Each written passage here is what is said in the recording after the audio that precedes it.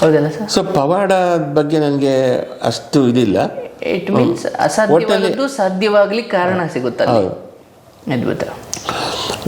ಒಟ್ಟಲ್ಲಿ ಪ್ರಕೃತಿಯಲ್ಲಿ ಕೆಲವು ವಿಸ್ಮಯಗಳು, ಅದಕ್ಕೆ ಇನ್ನೂ ಉತ್ತರ ಸಿಕ್ಕಿಲ್ಲ. ಆಮೇಲೆ ಆ ಉತ್ತರ ಕಂಡುಹಿಡಿಯುವಷ್ಟು ಆಯುಸ್ಸು ಯಾರಿಗಿಲ್ಲ. ಯಾರೇ ಎಷ್ಟೇ ಸೈಂಟಿಸ್ಟ್ ಆಗಲಿ ಆ ಕಂಡುಹಿಡಿಯೋಷ್ಟೊತ್ತಿಗೆ ಮುದುಕಾಗ್ತಾನೆ, ಅವನಿಗೆ ಅರ್ಧ ಗೊತ್ತಾಗತ್ತೆ, ಇನ್ನು ಅರ್ಧ ಚಡಪಡಿಸುವಷ್ಟೊತ್ತಿಗೆ ಅವನ ಪ್ರಾಣ ಅವನು ಸತ್ತಾಗಿರ್ತಾನೆ. ಈಗ ಮನೋಹರ್ ಸರ್, ನೀವು ಹೇಳಿ ತುಂಬ ತಿಳ್ಕೊಳ್ಳಿಕ್ಕೆ ಒದ್ದಾಡೋದು ಉತ್ತಮವ, ಆಯಿತು ನನ್ನ ಅರಿವಿಗೆ ಬಂದಾಗ ನಾನು ತಿಳ್ಕೊಳ್ಳಿ ಅಂತ ಸುಮ್ಮನೆ ಹಾಗೆ ಇರೋದು ಉತ್ತಮ. ತುಂಬ ತಿಳ್ಕೊಳ್ಳೋಕ್ಕೆ ಒದ್ದಾಡೋದು ಮನುಷ್ಯನ ಸಹಜ ಗುಣ, ಅದು ತಪ್ಪು ಅಂತ ಹೇಳೋಕ್ಕಾಗಲ್ಲ. ಹಸಿವು, ಜ್ಞಾನದ ಹಸಿವು.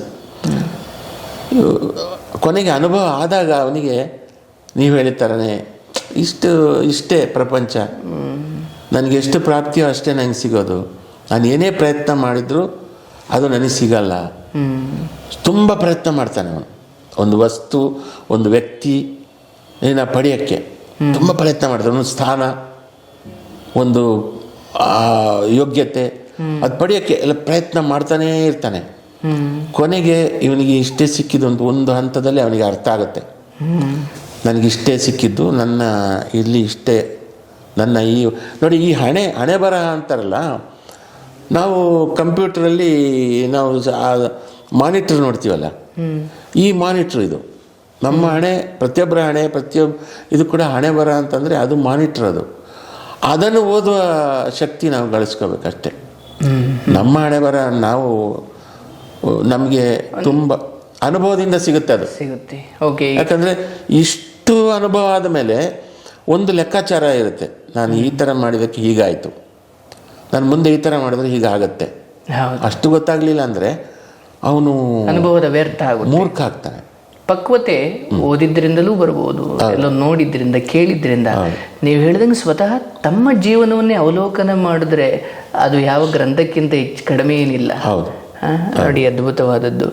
ಜೊತೆಗೆ ಬದುಕು ಹೋಗ್ತಾ ಹೋಗ್ತಾ ಹೋಗ್ತಾ ಹೋಗ್ತಾ ಏನೇ ನಮ್ಮ ಬದುಕಲ್ಲಿ ಸಿಕ್ಕಿರ್ಬೋದು, ಅದು ಒಂಚೂರು ಇನ್ನೊಬ್ರಿಗೆ ಜಾಸ್ತಿ ಸಿಕ್ಕಿರ್ಬೋದು, ನಮಗೊಂಚೂರು ಕಡಿಮೆ ಸಿಕ್ಕಿರ್ಬೋದು. ಆದರೆ ಎಲ್ಲರೂ ಹೂ ಆಗಲಿಕ್ಕೆ ಆಗಲ್ಲ. ಕೆಲವೊಮ್ಮೆ ಹೂವಿನ ಜೊತೆ ಇರೋ ದಾರ ಆದರೂ ಕೂಡ ನಾವು ಸಂತೃಪ್ತಿ ಪಟ್ಕೊಳ್ಬೇಕಾಗುತ್ತೆ. ಅದನ್ನು ನೀವು ಒಪ್ತೀರಾ? ದಾರ ಆದರೂ ಅಷ್ಟು ಖುಷಿ ಪಡ್ರಪ್ಪ, ಆದರೆ ಹೂವಿನ ಜೊತೆ ಸೇರೋ ಪ್ರಯತ್ನ ಮಾಡಿ ಅಂತ. ಖಂಡಿತ. ಯಾಕಂದರೆ ದಾರ ಒಂದೇ ಭಗವಂತನ ಮುಡಿ ಸೇರ್ಲಿಕ್ಕಾಗಲ್ಲ. ಆದರೆ ದಾರಕ್ಕೆ ಹೂವನ್ನು ಪೋಣಿಸಿದಾಗ ಎರಡೂ ಒಟ್ಟಿಗೆ ಅಲ್ಬೋದು. ದಾರದ್ದು ಎಂತಹ ಯೋಗ ಅದು. ದಾರ ಅಂದ್ಕೊಳ್ಬೋದಾ, ನಾನು ಹೂವಿನ ಜೊತೆ ಸೇರಲ್ಲ, ನನಗೆ ಸಿಗದ, ನಾನು ಹೂ ಸ್ವಯಂ ಮಹಾತ್ಮ, ಅವನಿಗೆ ಆ ಯೋಗ ಇದೆ ಈ ಜನ್ಮದಲ್ಲಿ. ಬಟ್ ನಾನು ಹೂ ಹಾಲಿಲ್ವಲ್ಲ ಅಂತ ದಾರ ಅಳ್ತಾ ಕೂರೋದ್ರ ಬದಲು, ಅಪ್ಪ ನನ್ನ ಒಂಚೂರು ಹತ್ರ ಸೇರಿಸ್ಕೊಳ್ಳಪ್ಪ ಅಂತ ಹೂವಿನ ಜೊತೆ ಸೇರಿಬಿಟ್ರೆ ನಾನು ಎತ್ತರಕ್ಕೆ ಏರಬಲ್ಲೆ. ಹಾಗಾಗಿ ನೀವು ಹೇಳಿದ್ರಿ, ನಾವು ಹಂಸಲೇಖ ಅವರು ಸಾಂಗತ್ಯದಲ್ಲಿ ಓಡಾಡ್ದು, ಕಾಶಿನಾಥ್ ಅವರು, ಬಹುಶಃ ಅವರು ಅವತ್ತು ಹೂ ಆಗಿದ್ರು, ನೀವು ದಾರ ಆಗಿ ಸೇರ್ಕೊಂಡಿದ್ರಿಂದ ನೀವು ಇವತ್ತು ಹೂ ಆಗಿದ್ದೀರಿ, ಹಾರ ಆಗಿದ್ದೀರಿ, ಭಗವಂತನನ್ನು ಸೇರಿದ್ದೀರಿ. ಸೊ ಇವತ್ತು ಯುವಕರಿಗೆ ಇಲ್ಲ ನಾನೇ ಹೂ ಆಗಬೇಕು ಅಂತ ಮೊದಲು ಅಹಂಕಾರ, ಅವ್ರ ಶಕ್ತಿ ಅವರು ಒಪ್ಕೊಳ್ಳೋಕೆ ತಯಾರಿಲ್ಲ. ನಿನ್ಗೆ ಅದು ಇಲ್ಲಪ್ಪ, ನೀನು ಅಷ್ಟು ಮಾಡ್ಲಿಕ್ಕೆ ಆಗಲ್ಲ, ಬೇರೆ ಏನಾದರೂ ಮಾಡು, ಇಲ್ಲ ನಾನು ಅದು ಆಗಬೇಕು ಅಂತಾನೆ.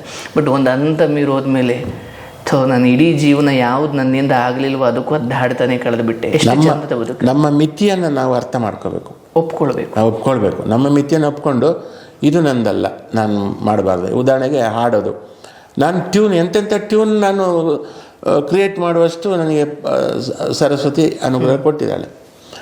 ಹಾಡಕ್ಕೆ ಹೋಗ್ಬಾರ್ದು ನಾನು. ಹಾಡೋರು ಕೆಲವರು ಮಾತ್ರ. ನಮ್ಮ ಸಿಂಗರಾಗಿ, ಇದು ಸಂಗೀತ ನಿರ್ದೇಶಕ ಹಾಡಿ ಯಶಸ್ವಿಯಾದವರು ಕೆಲವರು. ಒಂದು ಘಂಟಸಾಲ, ಅವರು ಸಂಗೀತ ನಿರ್ದೇಶಕರು ಆಗಿದ್ದರು, ಗಾಯಕರು ಮೊದಲು ಸಂಗೀತ ನಿರ್ದೇಶನದಲ್ಲಿ ಯಶಸ್ವಿ ಕಂಡರು. ಕಿಶೋರ್ ಕುಮಾರ್ ಗಾಯಕರಾಗಿ ಮೊದಲು ಸಂಗೀತ ನಿರ್ದೇಶನ ಮಾಡಿದ್ದಾರೆ ಅವರು. ರವೀಂದ್ರ ಜೈನು ಸಂಗೀತ ನಿರ್ದೇಶಕ ಮೇಯ್ನು, ಆದರೆ ಹಾಡಿಯೂ ಹಾಡಿದ್ದಾರೆ. ಆರ್ ಡಿ ಬರ್ಮನ್ ಸಂಗೀತ ನಿರ್ದೇಶಕರಾಗಿ ಅಲ್ಲಲ್ಲಿ ಹಾಡಿ ಗೆದ್ದರು. ನಾನು ಹಾಡೋಕ್ಕೆ ಪ್ರಯತ್ನ ಪಟ್ಟೆ, ನಂದು ವಾಯ್ಸ್ ನನಗೆ ಇಷ್ಟ ಆಗಲಿಲ್ಲ. ಆಮೇಲೆ ಅಪಸ್ವರ ಬರುತ್ತೆ, ಬೇಡ ನಾನು ಹಾಡಬಾರ್ದು. ನಾನು ಹಾಡೋದನ್ನು ಗಾಯಕರಿಗೆ ಹೇಳಿಕೊಟ್ರೆ ಅವರು ಅದನ್ನು ಇಂಪ್ರೂವೈಸ್ ಮಾಡ್ತಾರೆ. ಸೂಪರ್. SPB ಧ್ವನಿ ಇನ್ನೊಬ್ಬರಿಗೆ ಸಿಕ್ಕಿಲ್ಲ, ಅದು SP ಬಾಲು ಅವರಿಗೆ ಮಾತ್ರ ಸಿಕ್ಕಿದೆ. ಮೊಹಮ್ಮದ್ ರಫಿ ಅವರ ಏಕಮೇವ ಮೊಹಮ್ಮದ್ ರಫಿ, ಕಿಶೋರ್ ಕುಮಾರ್ ಅವ್ರ ಧ್ವನಿ ಇನ್ಯಾರಿಗೂ ಸಿಕ್ಕಿಲ್ಲ. ಹಾಗಾಗಿ ನಾವು ಒಪ್ಕೋಬೇಕು. ನನ್ನ ಕೈಲಾಗಲ್ಲ, ನನ್ನ ಧ್ವನಿ ನನಗೆ ಇಷ್ಟ ಆಗಲ್ಲ ಅಂದಮೇಲೆ ಜನಕ್ಕೆ ಹೆಂಗೆ ಇಷ್ಟ ಆಗುತ್ತೆ? ನಾನು ಹಾಡೋದು ಬೇಡ, ನಾನು ಹಾಡಿಸ್ತೀನಿ. ಎಲ್ಲರೂ ಯಾವುದೋ ಒಂದಲ್ಲಿ ಅದ್ಭುತ ಇರ್ತಾರೆ. ಹೌದು, ನನಗೆ ಅದರಲ್ಲಿ ಆನಂದ. ನನ್ನ ಈ ಹಾಡನ್ನು ಅವ್ರು ಎಷ್ಟು ಚೆನ್ನಾಗಿ ಹಾಡಿ ಅದಕ್ಕೊಂದು ಜೀವ ಕೊಟ್ಟರು ಅಂತ ನೋಡಿ. ನೀವು ಅದರಲ್ಲಿ ಖುಷಿ ಪಟ್ಟರೆ ನಿಮ್ದೊಂದು ಶುದ್ಧಾತ್ಮ ಆಗುತ್ತೆ. ನಾನು SP ಆಗ್ಲಿಲ್ವಲ್ಲ ಅನ್ನೋದಾದ್ರೆ ಇವನ್ ನಿಮಗೆ ಕಂಪೋಸಿಷನ್ ಅವಕಾಶವೂ ಸಿಗಲ್ಲ. ಇರೋದನ್ನು ಕಳ್ಕೊಳ್ಬೇಕಾಗುತ್ತೆ.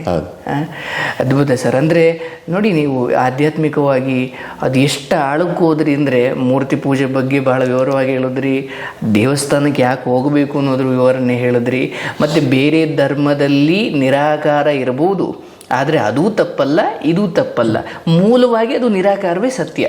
ಆದರೆ ಆಕಾರ ಬಂದದ್ದು ಮನುಷ್ಯನ ಮಿತಿಯನ್ನು ಗಮನದಲ್ಲಿಟ್ಟುಕೊಂಡು. ಅವನಿಗೆ ನಿರಾಕಾರದಲ್ಲೇ ಭಗವಂತನ ಕಾಣೋ ಶಕ್ತಿ ಅಥವಾ ಪ್ರಬುದ್ಧತೆ ಎಲ್ರಿಗೂ ಇರಲ್ಲ. ಈಗ ಮೇಷ್ಟ್ರು ಇಲ್ಲದೆ ಹೋದ್ರು ನಾನು ಸೈಲೆಂಟಾಗಿ ಇರಬೇಕು ಅನ್ನೋ ವಿದ್ಯಾರ್ಥಿ ಎಷ್ಟು ಜನ? ಮೇಷ್ಟ್ರು ಒಬ್ಬರು ಇರಲೇಬೇಕಲ್ಲಿ. ಹಂಗಿದ್ದಾಗಲಿ ಕೆಲವೊಬ್ರು ವಿದ್ಯಾರ್ಥಿಗಳಿಗೆ ಬುದ್ಧಿ ಬರೋದು. So that's great. ಆ ವಿಚಾರದಲ್ಲಿ ನೀವು ತುಂಬ ತಿಳ್ಕೊಂಡಿದ್ದೀರಿ. ಜೊತೆಗೆ ಮುಂದುವರಿತಾ